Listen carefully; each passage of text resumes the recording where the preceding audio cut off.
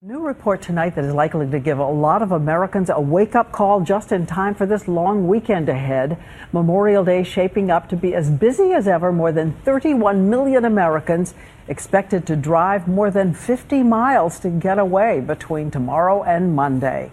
And many will be in for a surprise, a dramatic hike in gas prices. ABC's chief business correspondent Rebecca Jarvis breaks it down.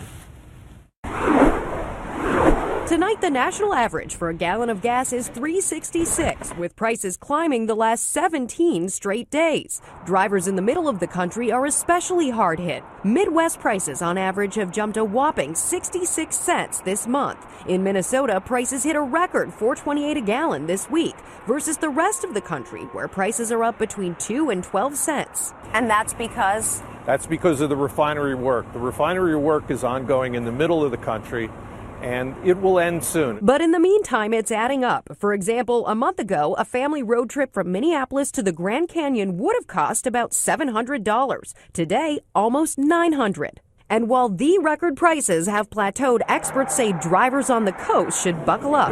Americans pay the most at the pump during summer months. Some tips for your trip. Park in the shade. It'll mean less gas evaporates, and a cooler car means less AC. Plus, fill the tank all the way up. Filling up halfway only means you'll burn more gas going to and from the station. Rebecca Jarvis, ABC News, New York.